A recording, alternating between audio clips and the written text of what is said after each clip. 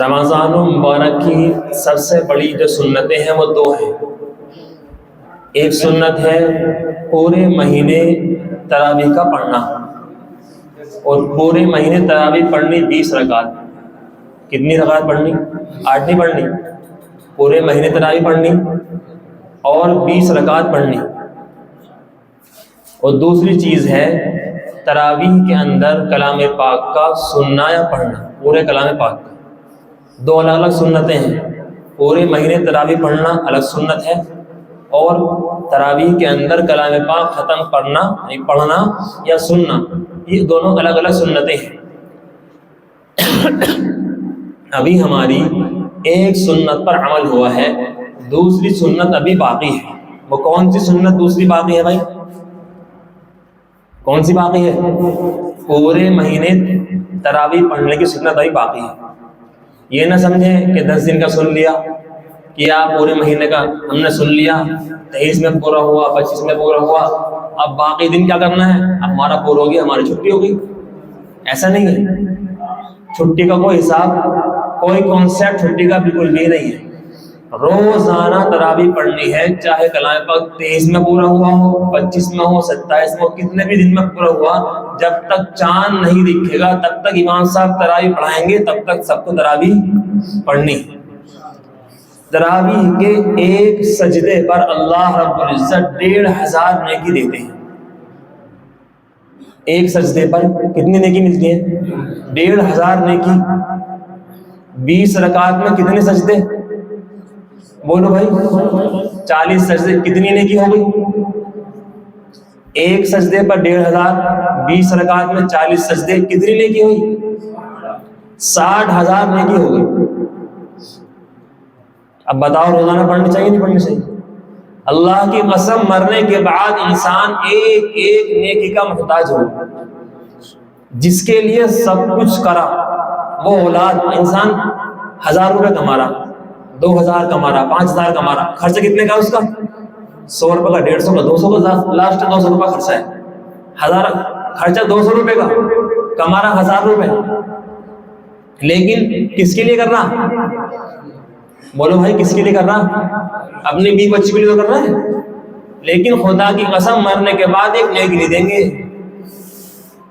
جب کل قیامت کے دن انسان کو نیکی کی ضرورت پڑے گی نا، اولاد جس کے لیے سب کچھ کیا، دھوپ، یہ بھی نہیں دیکھتا، انہوں کہتا ہے انسان آج تو اتنا کمایا، اتنا کمایا، آج تو کھانے کا بھی ٹائم نہیں ملا۔ حالانکہ کما رہا کس لیے ہے؟ کس لیے کما رہا؟ کھانے کے لیے تو کما رہا، پیٹ کے لیے۔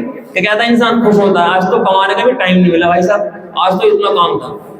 تو وہ بیوی بچے بھی میرے محترم بزرگوں ایک نیکی دینے کے لیے تیار نہیں ہوں۔ جس بیوی کے لیے انسان سب کچھ چھوڑتا ہے، اپنے ماں باپ تک کو چھوڑ دیتا ہے، چھوڑتا نہیں ماں باپ کو اپنے۔ جیسے شادی ہوئی، اب اس کا راستہ الگ، ماں باپ سے انسان کٹنا شروع ہو گیا۔ ماں باپ اپنی بیوی کے لیے ماں کو چھوڑا، اور اپنے محلے کو چھوڑا، اپنے دوستوں کو چھوڑا، سب کو لے کے الگ رہنے لگا۔ وہ بیوی بھی اس کو کل قیامت کے دن ایک نیکی دینے کے لیے تیار نہیں ہوگی۔ ماں کس قدر محبت کرتی ہے اپنے بچے سے، ماں کی محبت کی انتہا نہیں ہے۔ بڑے سے بڑے گناہ بھی کر کے آ گیا نا اگر، تب بھی ماں گلے سے لگا لیتی ہے۔ باپ تو بھگا دیتا ہے، دھکا دے دیتا ہے، رات کو اٹھے گی، دیکھے گی کہ میرا بچہ کہیں سے کھل تو نہیں رہا، فوراً تکیہ نہیں لگا ہوا، تکیہ لگائے گی۔ رات میں انتظار میں رہتی ہے، کھانا نہیں کھائے گا، میرے بچے نے بھوکا ہوگا، باہر سے آئے گا بچہ، باہر سے کھانا کھلائے گی، بستر لگائے گی، سارے کام سے کرے گی، خود گیلے میں سو کر بچے کو سوکھے میں سلاتی ہے۔ اگر بچہ روگا تو اپنی نیند قربان کر کے پوری رات بچے کو گود میں لے کر رکھتی ہے، لیکن وہ اولاد بھی مرنے کے بعد ایک نیکی نہیں دے گی۔ کہے گی ماں باپ کی محنت تیرے اوپر اتنے احسان کیا، تیرے لیے یہ کیا، تجھے گھر بنا کر دیا، کاروبار کرا کر دیا، یہ سب کچھ محنت یہ کرا کر دیا، آج مجھے ایک نیکی دے دے۔ وہ کہے گا بچہ بات آپ کی ٹھیک ہے، آپ نے سب کچھ کیا ہے، لیکن آج میرا مسئلہ اٹکا ہوا ہے، میں ایک نیکی نہیں دے سکتا۔ اس لیے میرے محترم بزرگوں، آج دنیا کے اندر اللہ رب العزت نے ہم سب کو نیکی کرنے کا موقع دے رکھا ہے۔ جب تک سانس ہے، جب تک آس ہے، جیسے پل انسان کی پلک جھپکی، موت کا فرشتہ اس کو لے کر گیا، اب انسان دوسروں کا محتاج ہو گیا۔ اب یہ نیکی نہیں کما سکتا، دوسروں کا محتاج ہے، کسی نے پڑھ کے بخش دیا تو بخش دیا، یا کوئی ایسا کام کر کے انسان چلا گیا تھا کہ صدقہ جاریہ اس کو ملتا رہا، مثلا کہیں مدرسہ بنوا دیا، کہیں مسجد بنوا دی، کہیں کتابیں انہوں نے پڑھنے کے لیے دے دی، کہیں مدرسے میں قرآن شریف پڑھنے کے لیے دے دیے، کہیں مسجد میں دے دیے، کہیں کنواں لگا دیا، کہیں پیڑ لگا دیا، لوگ اس کی چھاں میں بیٹھنے لگے، کہیں پانی کی ٹنکی رکھوا دی اس انسان نے، جب تک وہ چلتا رہے گا اس کو ثواب پہنچتا رہے گا، ورنہ یہ انسان چاہے نیکی کر لو نہیں کر سکتا۔ اللہ رب العزت نے اگر قبر کے اندر نماز پڑھنے کی اجازت بھی دے دی، قبر میں نماز ہی پڑھنے لگا، نماز پڑھ لے گا لیکن ثواب نہیں ملے گا اس نماز پڑھنے کا۔ اس لیے میرے محترم بزرگوں، رمضان المبارک کا کتنا سارا حصہ گزر چکا ہے، کتنا سارا حصہ گزر چکا۔ ہم نے جیسے ہم رمضان سے پہلے تھے، رمضان المبارک میں بھی ہمارا وہی حال ہے، جو گناہ رمضان المبارک سے پہلے تھے زندگی میں، وہی رمضان المبارک میں بھی ہمارے گناہ سب کے سب وہی باقی ہیں، وہی جھوٹ بولنا، وہی دھوکہ دینا، سب کام ہمارے وہی باقی ہیں۔ اس لیے اللہ رب العزت سے جو رمضان گزر چکا اس پر توبہ استغفار کریں۔ اب جو باقی بچہ ہے اللہ سے خوب رو رو کر مانگے اور اس باقی بچی ہوئی قدر کرنی چاہیے۔ اللہ کے رسول صلی اللہ علیہ وسلم نے ارشاد فرمایا، سے خلاصہ یہ ہے کہ بدبخت ہے وہ انسان، بیکار ہے، کمبخت ہے وہ انسان، ہلاک ہے وہ انسان جو رمضان المبارک کا مہینہ پائے اور اللہ سے اپنی گناہوں کی مغفرت نہ کرا لے۔ رمضان المبارک کا مہینہ پائے، اپنے اوپر جنت کو واجب نہ کرا لے، رمضان المبارک کا مہینہ آئے اور وہ انسان گناہوں سے پاک نہ ہو۔ میرے محترم بزرگوں، اس لیے رمضان المبارک کا مہینہ اس لیے ہے تاکہ انسان جب پورے مہینے اللہ رب العزت کی عبادت کے اندر لگتا ہے، اسی لیے اللہ پاک سرکش شیاطین کو قید کر لیتے ہیں، اسی لیے سرکش شیاطین، تاکہ انسان کا نیک عمل کرنا آسان ہو جائے۔ شیطان بہکاتا نا انسان کا نیک عمل کرنا آسان ہو جائے، اس لیے سرکش شیاطین بھی قید ہو جاتے ہیں۔ لیکن میرے محترم بزرگوں، اللہ رب العزت کی رحمت بھی اس مہینے کے اندر زیادہ جوش میں رہتی ہے، اللہ کی رحمت بہت جلدی اس مہینے کے اندر دوڑ کر آتی ہے۔ روزانہ 10 لاکھ لوگوں کو اللہ رب العزت مغفرت کرتے ہیں، روزانہ افطار کے وقت 10 لاکھ لوگوں کی روزانہ اللہ رب العزت کی یہاں سے مغفرت ہوتی ہے، اور جتنے پورے مہینے بخشے جاتے ہیں آخری والے دن اتنے ہی بخشے جاتے ہیں، جتنے پورے مہینے بخشے گئے سب سے آخری والے دن اتنے ہی تمام کی برابر اللہ پھر مغفرت کر دیتے ہیں۔ جب انسان گھروں سے عید کی نماز پڑھ کر اپنے گھر کو لوٹتا ہے تو فرشتے ان سے مصافحہ کرتے ہیں۔ لیکن میرے محترم بزرگوں، عید کی خوشی اس کی ہے جس نے پورے مہینے روزے رکھے، عید تو اس کی ہے جس نے پورے مہینے تراویح پڑھی، جس نے نہ روزے رکھے نہ تراویح پڑھی، اس کے لیے کیا عید ہے؟ وہ تو جیسے 11 مہینے تھے ایسے اس کا یہ مہینہ ہے۔ اس لیے میرے بھائی، اللہ رب العزت سے بالکل پکی سچی توبہ کر لیں کہ اللہ اب تو گناہ ہوا تو ہوا، جو نافرمانی کے اندر ہماری زندگی گزر چکی، اب جو زندگی باقی بچی ہے اس کو اللہ تیری فرما برداری کے اندر کیا کریں گے؟ تیری فرما برداری کے اندر لگائیں گے۔ پکی سچی توبہ کیا ہے؟ توبہ کیسے کرنی چاہیے انسان کو؟ توبہ کا طریقہ میرے محترم بزرگوں یہ ہے، انسان اللہ رب العزت کے سامنے آئے، دل کے اندر جو جتنے بھی اس کے گناہ ہیں یا جس گناہ سے بھی انسان توبہ کرنا چاہتا ہے اس گناہ کو اپنے سامنے رکھے، اور انسان کے دل کے اندر شرمندگی ہو، اس کے دل میں افسوس ہو، اس کے دل میں ندامت ہو کہ اللہ میں نے یہ گناہ کیا ہے، اب تو مجھے معاف کر دے، اب تو مجھ سے گناہ ہوا تو ہوا، آئندہ میں کوئی گناہ نہیں کروں۔ جب انسان نے نیت کر لی پکی سچی کہ آئندہ میں کوئی گناہ کروں گا نہیں، تو سمجھو اس نے کیا کیا، اس کی توبہ اللہ نے قبول کر لی۔ اگر دل کے اندر تو وہی چل رہا ہے جو جیسی زندگی چل رہی ہے، گناہوں سے توبہ تو نہیں کی، تسبیح لے کر پڑھ رہا استغفر اللہ استغفر اللہ استغفر اللہ، یہ سے گناہ معاف ہونے والا؟ ایسے گناہ معاف نہیں ہو۔ دل میں ندامت ہو کہ اللہ میں اب جو میں نے گناہ ہوا سو ہوا، آئندہ میں اس گناہ کو نہیں کروں گا۔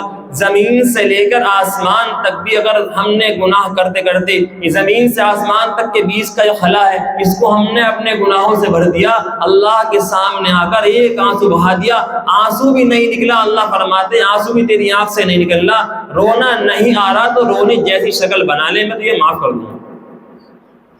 اتنی اللہ کی یہاں سے آسانی ہے۔ اس لیے میرے محترم پکی سچی توبہ کر لے، ایسا ہو جاتا ہے جیسے گناہ اس نے کیا ہی نہیں تھا، پھر دوبارہ اس نے توبہ تو کی پکی لے گی، کچھ وقت گزرا پھر دوبارہ گناہ ہوا، پھر دوبارہ اللہ سے اچھی توبہ کر لے، 1000 مرتبہ گناہ ہو جائے 1000 مرتبہ توبہ کرے گا، اللہ رب العزت 1000 مرتبہ ہی اس کو معاف فرما دیں گے۔ اللہ کا معاملہ ہم اور آپ کی طرح نہیں ہے کہ کسی انسان نے ہم سے کوئی غلطی کی پھر ہم کیا کرتے ہیں، اس نے ہم سے معافی مانگی، معاف کر دیا. پھر اس نے غلطی کی، پھر دوبارہ معافی مانگی، پھر معاف کر دیا. پھر اس نے غلطی کی، پھر دوبارہ معافی مانگتا کیا بولتے ہیں؟ تیرا کام ہی ہو جائے گا، یہ کچھ اور کام نہ رہا بھائی، جب دیکھو تجھے تو چل یہاں سے جا. اللہ کے یہاں پر ایسا نہیں ہے. اللہ کہتے ہیں جو اللہ سے اپنے گناہوں کی معافی مانگتا ہے اللہ اس سے خوش ہوتا ہے. اللہ کا کتنی اللہ پاک محبت اپنے بندوں سے فرماتے ہیں. جو انسان اللہ سے اپنے گناہوں کی معافی مانگتا ہے اللہ اس سے خوش ہوتے ہیں. اس لیے میرے محترم بزرگوں، کتنے بھی انسان سے گناہ ہو جائے لیکن اللہ کے سامنے آ کر اپنے گناہوں کی مغفرت کرا لے، اللہ سے اپنے گناہوں کو معاف کرا لے. رمضان المبارک کا مہینہ یہ چل رہا ہے. پچھلے سال کتنے سارے لوگ تھے لیکن رمضان اس مرتبہ انہیں نصیب نہیں ہوا. رمضان آنے سے پہلے کیا ہو گیا؟ بائیکاٹ. ٹکٹ کہاں کا کٹ گیا؟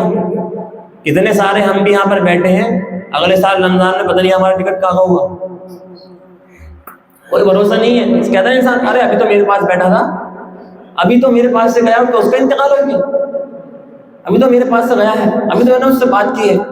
ارے ہمارے والد صاحب تو صحیح سلامت بیٹھے تھے، کھانا کھایا اور بس پتہ نہیں پیچھے کو لیٹ گئے. میرے محترم بزرگوں، پل جھپکنے کے برابر بھی کوئی بھروسہ نہیں ہے موت کا، پل جھپکنے کے برابر. اس لیے میرے بھائی جو وقت باقی بچائے رمضان کا، اس کو ہم اچھے طریقے پر گزاریں. روزانہ تراویح کے ساتھ پڑھنا ہے انشاءاللہ. ٹھیک ہے، یہ سمجھے پورا ہو چکا. روزانہ تراویح پڑھیں گے. اور میرے محترم بزرگوں، بہت خوش نصیب ہے دیکھو وہ انسان. ہم دیکھیں کہ ہماری اولاد اگر نماز پڑھا رہی ہو، باپ اس کے پیچھے نماز پڑھ رہا ہو، کتنی خوشی ہوگی.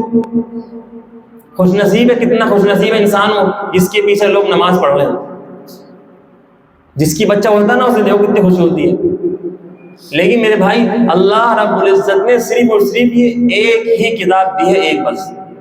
کتنی کتاب ہے دنیا میں؟ ہم نے 10ویں، کسی نے 10ویں پڑھی، کسی نے 12ویں پڑھی، کسی نے 13ویں پڑھی، یعنی ایم اے کیا، ایم کام کیا، کتنی ساری ہم کیا کرتے ہیں، کتنی ساری کلاسز پڑھی، اس میں کتنی ساری ہم نے لوگوں نے کتاب پڑھ لی. لیکن کلام پاک صرف ایک ہے. اللہ نے کتنی کتاب اتاری؟ ایک واحد کلام پاک کو اتارا ہے، لیکن ہم نے اس کو بھی نہ پڑھا. بتاؤ کتنے افسوس کی بات ہے. کتنے سارے لوگ یہاں پر ایسے بیٹھے ہوں گے جو کلام پاک نہیں پڑھے ہوئے، ہے نہیں ایسے لوگ؟ میرے محترم بزرگوں، بالکل اللہ کے یہاں سے کلام پاک کو پڑھنے پر کوئی رکاوٹ نہیں. 70 سال کی عمر ہو چکی اب بھی پڑھ لے گا. دارالعلوم دیوبند کے اندر 75 سال کی عمر تھی، کلام پاک حفظ کر لیا. 75 سال کی عمر میں کلام پاک حفظ کیا. میرے محترم، اللہ نے تو خود فرمایا کہ ہم نے قرآن پاک کو آسان کر دیا. جس چیز کو اللہ فرما دے کہ آسان ہے وہ آسان ہے. بڑی سے بڑی عمر کا بھی انسان پڑھنا چاہے کلام پاک کو تو وہ انسان پڑھ لے گا. دیکھو بالکل پکی نیت کر لو کہ انشاءاللہ ہم کیا کریں گے بھائی، کلام پاک ضرور پڑھیں گے. جو پڑھے ہوئے ہیں وہ یہ نیت کر لیں روزانہ پڑھیں گے. جو پڑھے ہوئے نہیں ہیں انشاءاللہ روزانہ کلام پاک کو پڑھنے کے اندر اپنا وقت دیں گے. کلام پاک کے اوپر میں چھوٹا سا ایک واقعہ آپ سنا دوں. ایک ڈاکو تھا، بہت اس کا کام لوٹ مار کسوٹی اس کا ایک کام تھا. اس کی شادی ہوئی، اس کی بیوی پیٹ سے تھی، حمل ٹھہرا اس کی بیوی کے. اس نے کہا کہ ایک کام کر، میں تو ڈاکو ہوں، گنڈا ہوں، میری زندگی اسی طرح کا گزری ہے. بدماش اپنے بچوں کو دیکھو، بدماش انسان خود تو بدماش بن جاتا ہے، خود گنڈا موالی بن جائے گا، لیکن کبھی اپنی اولاد کو نہیں بنانا چاہتا. کبھی نہیں چاہتا کہ میری اولاد بھی کیا کرے، یہ گندے کام کرے، کبھی نہیں چاہتا. اپنی اولاد کو انسان اچھا بنانا چاہتا ہے. ایسے ہی اس نے کیا کیا، اپنی بیوی سے کہا کہ دیکھ میرے تو کام یہ ہے، کچھ نہیں پتا میرے دشمن بہت ہے، کب کون مجھے مار دے. تو ایک کام کر، اگر یہ بیٹا پیدا ہوا میرے تو نیت کر لے کہ اس کو مدرسے کے اندر پڑھائے گی. اس نے کہا ٹھیک ہے. کچھ وقت کے بعد اس کا ڈاکو کا انتقال ہو، کسی نے دشمن نے اس کو مار دیا. اب بچہ پیٹ کے اندر ابھی ہے، ولادت ہوئی، بچہ پیدا ہوا، اس کا بیٹا پیدا ہوا. اس نے سوچا کہ اس کی ماں نے کہا کہ اس کے باپ نے کہا تھا کہ اس کو مدرسے کے اندر پڑھانا ہے. میرے محترم، اب وہ لوگوں کا مال کھا کر گیا، ڈاکہ ڈال کر، چوری کر کر، گنڈا گردی کر کے سارے کام کر گیا ہے. اب فرشتہ یہ تو ہے نہیں کہ بھی اس کا کیا کیا، فرشتوں نے کیا کیا، اس کے پاس عذاب دینا اس کو شروع کر دیا. عذاب ہو رہا ہے مسلسل، قبر کے اندر اس کو عذاب ہو رہا ہے، مسلسل عذاب ہو رہا ہے. بچہ پیدا ہوا، تھوڑا سا بڑا ہوا، جب وہ چلنے لگا اس کی ماں نے اس کو کہا تھا کہ بھائی اس کے باپ نے نصیحت کی تھی کہ اس کو مدرسے کے اندر چھوڑنا ہے. اس کی ماں نے اسے مدرسے کے اندر لے گئی، حافظ جی کے پاس پڑھنے کے لیے بٹھا دیا کہ اس کو کلام پاک پڑھا دو. اس کو مجھے کیا کرنا ہے سر، اسے مجھے نیک بنانا ہے، دیندار بنانا ہے۔ میرے محترم بزرگوں، ابھی بچے نے ٹوٹی پھوٹی زبان کے اندر پڑھا بسم اللہ الرحمن الرحیم، ادھر سے اللہ رب العزت نے فرشتوں کو حکم دیا کہ اس کے عذاب کو ختم کر دو، اس کے عذاب کو روک دو۔ اب فرشتے کہنے لگے اللہ یہ تو اس کو تو مسلسل عذاب ہو رہا تھا، ایسا کون سا اس کا عمل آ گیا کہ جو اس کے عذاب کو ختم کرنے کے لیے کہا، کیسی کون سی اس کی نیکی آ گئی؟ میرے محترم بزرگوں، اللہ رب العزت نے فرمایا کہ جس کا بیٹا مجھے یہ کہے بسم اللہ الرحمن الرحیم شروع کرتا ہوں اللہ کے نام سے جو مہربان ہے نہایت رحم والا ہے، اس کا بچہ مجھے یہ کہے کہ میں رحم والا ہوں اور میں اس کے باپ کو عذاب دوں، میری رحمت یہ مجھے گوارا نہیں ہے۔ اس کا بچہ تو مجھے کہتا ہے کہ میں رحمان اور رحیم ہوں، اب میں اس کو عذاب دوں، ایسا نہیں ہو سکتا، اس کے عذاب کو ختم کر دوں۔ میرے محترم بزرگوں، جب بسم اللہ پڑھنے پر اللہ رب العزت کے یہاں سے انعامات ہیں، اس کا بچہ حافظ ہو، عالم ہو، مفتی ہو، تو اس کے لیے کیا کیا انعامات ہوں گے۔ حافظ قرآن 10 ایسے آدمیوں کو جنت کے اندر لے جائے گا جن کا اناؤنسمنٹ ہو چکا کہ یہ لوگ جہنم میں جائیں گے، جہنم میں جانے کا ان کا فیصلہ ہو چکا، ان 10 لوگوں کو میرے محترم بزرگوں حافظ قرآن جنت کے اندر لے جائے گا۔ اور عالم دین، جو انسان عالم ہے، مفتی ہے، نیک ہے، اچھا ہے، میرے محترم بزرگوں کتنے آدمی کو جنت میں لے جائے گا پتہ ہے؟ جتنے کی طرف کو اشارہ کر دے گا نا، جتنوں کی طرف کو اشارہ کر، سب کو اللہ جنت کے اندر بھیج دیں گے۔ اب بتاؤ، جس کے اشارے پر اللہ جہنم سے ہٹا کر جنت کی طرف بھیج رہی ہو، تو اس کے والدین کا اللہ کے یہاں پر کیا مقام ہوگا، اس کے خاندان والوں کا اللہ کے یہاں پر کیا مقام ہوگا۔ لیکن میرے محترم بزرگوں، ہم نے اپنے بچوں کو سب کچھ بنایا لیکن دیندار نہ بنایا، پھر ہم شکایتیں کرتے پھرتے ہیں ہمارا بیٹا سنتا نہیں ہے، ہمارا بیٹا مانتا نہیں ہے، ہمارا بیٹا یوں نہیں کرتا، وہ نہیں کرتا۔ غلطیاں میرے محترم بزرگوں ہماری ہیں۔ بچوں کو شروع سے ہی لے کر چلنا پڑے گا۔ ہمارا حال کیا ہے؟ اپنی بیوی کو گالی بک رہا ہے بچوں کے سامنے، اپنی اولاد کو گالیاں دے رہا ہے، اپنی اولاد سے بیڑی کا منڈل منگا رہا ہے۔ جب وہ چھوٹا تھا اس سے تو بیڑی کے منڈل منگاتا رہتا ہے، تو جب بڑا ہونے کے بعد وہی تو پیے گا، وہ جو میرا باپ پیتا ہے میں بھی دیکھو پیے سے کیا ہے اس کے اندر۔ میرے باپ کو 10 سال ہو گئے مجھے منگاتے دل باپ، میرے باپ کو 10 سال ہو گئے مجھ سے بیڑی منگاتے میں تو دیکھوں کیا ہے اس کے اندر، تو پیے گا نہیں پیے گا وہ۔ اپنے بچوں سے ہم بیڑیاں منگا رہے ہیں، اپنے بچوں سے منڈل منگا رہے ہیں، اپنے بچوں سے گٹکے منگا رہے ہیں، اور پھر سوچ رہے ہیں بچہ نیک بن جائے۔ ایسے کیسے ہو جائے گا؟ تربیت ہم دیکھیں کہ ہم تربیت بچوں کو کیسے کر رہے ہیں۔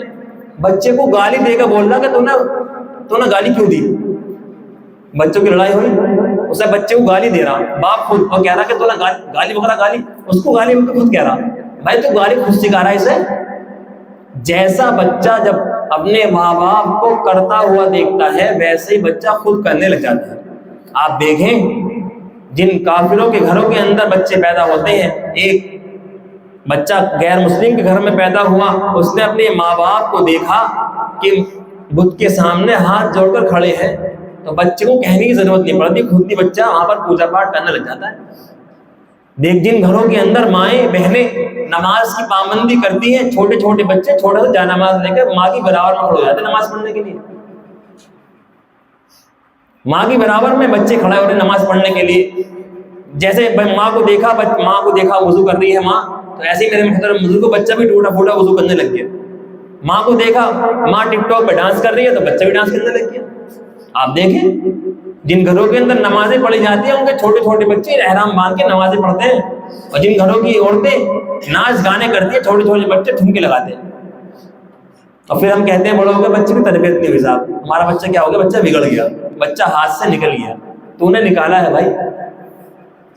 اس لیے میرے محترم بزرگوں، اللہ نے 2 بیٹے دیے، یہ 3 بیٹے دیے، اللہ کرے سب کو عالم دین بناؤ۔ اگر عالم دین سب کو نہیں بنا سکتے، کم سے کم نیت کر لے کہ انشاءاللہ ایک کو بنائیں گے۔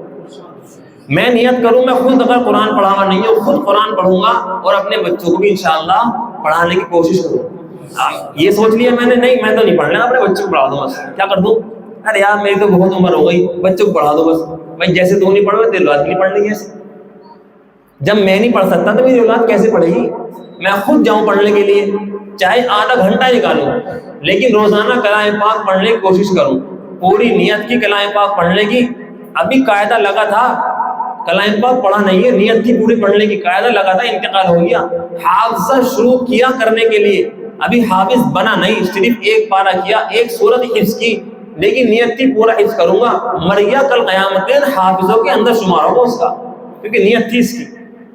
نیت اللہ رب العزت دیکھتے ہیں میرے محترم بزرگ, نیت دیکھتے ہیں. نیت کرتے ہیں انشاءاللہ. پورے کیا کریں گے بھائی انشاءاللہ اپنے بچوں کو کم سے کم درجے کی بات یہ ہے کہ ایک, اگر 3 ہیں 2 ہیں, ایک کو تو اللہ کے راستے میں نکال دیں گے. بالکل. آپ نے کوئی دیکھا مسجد کے امام بھوکا مرتا ہوا؟ دیکھا کبھی کسی کو دیکھا دیندار آدمی بھوکا مر رہا دیکھا؟ آپ نے کبھی دیکھا ہے کہ عالم دین ہے اور اپنے ماں باپ کو اولڈ ہاؤس کے اندر چھوڑ کے گیا ہو؟ دیکھا کبھی؟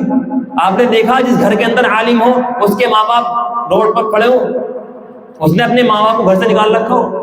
کتنے لوگ مسلمانوں ملیں گے ماں باپ کو گھر سے نکال دیا, لیکن ایسا نہیں ہو سکتا, ایسا ہوگا نہیں کہ گھر میں عالم دین ہو اور اپنے ماں باپ کو انہوں نے گھر سے باہر نکال کے پھینک دیا ہو. ایسا نہیں ہوگا میرے بھائی, یہی کام آئیں گے. یہی لگتا ہے شروع میں ایسا یار کچھ بھی نہیں ہے, یہ ہے. اصل میں مسئلہ کیا ہے؟ تنخواہ کیا ہے 5000, تنخواہ کیا ہے 7000 10000. ابھی امام کی تنخواہ 50000 روپے ہو جائے, تمام جتنے بھی ہے نا وہ انگلش میڈیم میں پڑھانے والے سارے مدرسے کے اندر پڑھانا شروع ہو گئی. اور جب تنخواہ 50000 ملے گی, سال میں کتنے ہو گئے 12 مہینے, کتنے 6 لاکھ تو سیدھے بیٹھ گئے. سارے کے سارے اپنے کیا کرنے لگیں گے, مجھے تو مدرسے میں پڑھاؤ. وہاں جو پڑھا رہے ہیں نا وہ پیسے کے چکر میں ہے بس, کہ اچھی جاب مل جائے گی, اچھا یہ ہو جائے گا, اچھا وہ ہو جائے گا. اچھا کچھ نہیں ہونے کا. اللہ کو راضی کر کے انسان چلے گا تب اچھا ہوگا. ایک چھوٹی سی بات بتا دوں,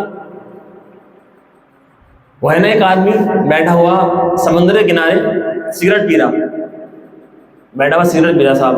ایک بڑے میاں آئے اس کے پاس, کہا کہ بیٹا ایک کام کر, ایک تو یہاں اپنی زندگی خراب کر رہا ہے, ارے تو مزے کر رہا لیٹا ہوا, کہ ایک کام کر بیٹا تو محنت کر, پڑھ لکھ, انٹر کر, وہ اچھی ہے انٹر کر لیا, پھر انٹر کے بعد گریجویشن کرنا, اس کے بعد پھر تیری اچھی جاب لگ جائے گی, اچھی جاب لگ جائے گی, پھر تیری اچھی جاب لگے گی, پھر تیری اچھی شادی ہو جائے گی, اس کے بعد پھر تیری اچھی شادی ہوگی, تیرے بچے ہوں گے تو آرام سے کھائے گا کمائے گا, اس کے بعد پھر تو بوڑھا ہو جائے گا, تیری پینشن ملتی رہے گی, پھر تیری مزے کی زندگی رہے گی. اس نے کہا کہ ابھی کیا کر رہا ہوں میں, لیٹا ہوں یہاں پہ سمندر کے کنارے بیٹھا ہوں سگریٹ پی رہا ہوں, ابھی کیا کر رہا ہوں میں, اب بھی تو مزے کر رہا ہوں. بھائی اتنا لمبا چھوڑا تو حساب کتاب بتا رہے ہو مجھے, یہ کر وہ کر وہ کر, اب بھی تو مزے کر رہا ہوں میں. بات کر رہا تو میرے محترم بزرگوں, یہ والے مزے نہیں کرنے, یہ والے مزے نہیں کرنے. ایک دوسری چیز تھوڑا سا بتا دو, اصل میں بیان کے بیچ میں نا انسان بیان سنتا ہے تو کسی کو نیند آنے لگ جاتی ہے, کسی کو اٹھتا جاتا ہے. جیسا ہوتا ہے نا, تم نے دیکھا میچ کے اندر چائے ہوتی ہے, چائے ایسی ہمارے بیان کے اندر ہوتا ہے. اب سنو, ایک آدمی تھا, ہوتا ہے بہت سے لوگوں کو بولنے کی بہت بیماری ہوتی ہے, دیکھو سن دھیان سے. اس نے امام صاحب بیان کر رہے تھے, ایک بات ہمیشہ یاد رکھیں, دیکھو اس میں نصیحت بھی ہے اور تھوڑی سی ہنسی بھی ہے. جب انسان کو غصہ آئے نا, غصہ, اس وقت میں انسان کو خاموش ہو جانا چاہیے. سامنے والے کو جسے غصہ آ رہا ہے وہ تو چپ ہوگا نہیں, وہ تو غصے میں, سامنے والے کو فوراً خاموش ہونا چاہیے. بھائی سامنے والا غصے میں, چپ ہو جاؤ, اب بولنا نہیں ہے. جب اس کا غصہ ختم ہو جائے پھر بولو. ایسے ہی میرے محترم ایک امام صاحب بیان کر رہے تھے. اب بیان کرتے کرتے امام صاحب نے بیان کیا, 3 آدمی جہنم میں جائیں گے. ایک وہ جو شراب پیتا ہو, دوسرا وہ جو زنا کرتا ہو, تیسرا وہ, یہ کہا تھا تیسرا وہ, اتنے میں ایک آدمی کھڑا ہوا. امام صاحب ایک بات سن لو ذرا میری, بس بیان کے پیچھے بول رہا, بھیا بیٹھ جا, بیان تو پورا کرنے تھے, بات بتا دی. نہیں سن لو, بیٹھ جا. اسے بٹھا دیا. امام صاحب نے پھر شروع کیا, 3 آدمی جہنم میں جائیں گے. ایک وہ جو شراب پیتا ہو, دوسرا وہ جو زنا کرتا ہو, تیسرا وہ, یہ کہا تھا وہ پھر کھڑا ہو گیا. امام صاحب بات 1 منٹ میری بات سن لو بس. میں بھیا بیٹھ جا, بات تو پوری ہونے دے یار, بیٹھ جا. اسے بھی بٹھا دیا. امام صاحب نے پھر شروع کیا, 3 آدمی جہنم میں جائیں گے. ایک وہ جو شراب پیتا ہو, دوسرا وہ جو زنا کرتا ہو, تیسرا وہ پھر کھڑا ہو گیا. امام صاحب نے کہا تیسرا یہ جاگا جہنم میں, یہ جاگا تیسرا جہنم میں. بیان نہیں کرنے دے رہا, یہ ہے تیسرا آدمی جہنم میں جاگا. اس لیے جب بھی انسان کو غصہ آئے تو کیا ہونا چاہیے, خاموش بالکل. جب اس کا غصہ سارا ختم ہو جائے, اب آپ اس سے اپنی پوری بات کہہ دیں. حالانکہ وہ تو مسئلہ الگ تھا, جہنم میں کون جائے کون جنت میں جائے گا اللہ جانتا ہے. اس لیے میرے محترم بزرگ, غصے کے وقت میں کیا ہو جائے, انسان خاموش ہو جائے. جیسے بیوی کے سامنے خاموش ہوتا نا آدمی, جب بیوی غصہ آتا کہا کرتا ہے خاموش بالکل، اب نہیں بولنا کچھ بھی، فوراً خاموش ہو گیا. ایسے ہی ہمیشہ کیا کریں، فوراً خاموش ہو جائے تاکہ آئندہ کے لیے زندگی اس کی اچھی بن جائے، ورنہ غصے میں انسان خود سے کچھ کر دیتا ہے. دوسری چیز میں میرے محترم بزرگوں یہ بتا دوں، دیکھیں تراویح کے اندر اجرت لینا ہے نا، کہتے ہیں بہت سارے آپ کو بہت سے لوگ ملیں گے، وہ ملیں گے جو امام صاحب کو کچھ نہیں دیتے. پتہ کیا کہتے ہیں، تراویح کے اندر اجرت لینا جائز ہی نہیں ہے. یہ جو تراویح کے اندر تم تو قرآن پڑھنے کے پیسے لے رہے ہو، بالکل جائز ہے، بہترین ہے، سب سے اچھی کمائی یہ ہے. پڑھانے والے جو ہے، پڑھانے والا جو تراویح پڑھا رہا ہے، امام صاحب ہے، حافظ صاحب، جو بھی تراویح پڑھا رہا ہے، اس کے دل کے اندر پیسے کی کوئی نیت نہ ہو، سمجھے، لیکن اس کے دل صاف ہو، لیکن سننے والے کو چاہیے کہ اس کو خوب دے. اب آپ یہ بات دیکھیں، پورے مہینے اس نے اپنا کام دھندا بند کیا ہے، پورے رمضان سے پہلے سے تیاری کرنی پڑتی ہے قرآن سنانے کے لیے. بہت مشکل کام ہے قرآن پاک سنانا، اتنا آسان نہیں ہے. کتاب پڑھانا آسان ہے، کتاب کا لکھنا آسان ہے، قرآن پاک سنانا اتنا آسان نہیں ہے. اللہ کا کلام ہے، زبر زیر بھی الٹے پلٹے ہو گئے نا فوراً معنی چینج ہو جاتے ہیں. اس نے پورے مہینے رمضان سے پہلے سے تیاری کرنا شروع کی. اب پورے رمضان اس نے محنت کی، تیاری کی، کام بند کر کے آپ لوگوں کو اس نے قرآن پاک سنایا. کام چھوڑا نہیں چھوڑا اس کا، جو پیسے کماتا وہ چھوڑ کے سارے کے سارے.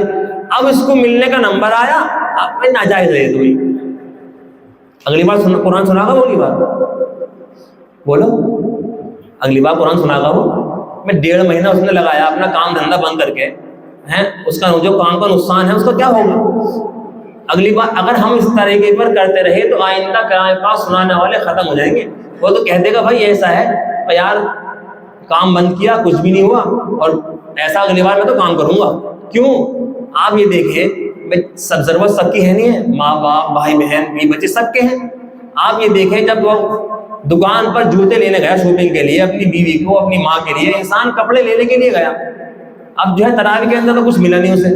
اب وہ کپڑے لینے گیا، اس نے کہا کہ ایسا کتنے کا سوٹ ہے، 1200 روپے کا. ایک کام کرو بھائی دکان والوں، دو جو میں نے تراویح پڑھائی ہے نا، میری 20 رکعت تراویح کا ثواب تم لے لو، اور مجھے سوٹ دے دو. ایک دے دے گا، وہ دے دے گا. وہ کہے گا بھائی ایسا پیسے دے یہاں کو، کیا دے یہاں کو، تراویح کا ثواب تو رکھ. دکان میں انہوں نے کھول کے بیٹھا ہے اسی میں.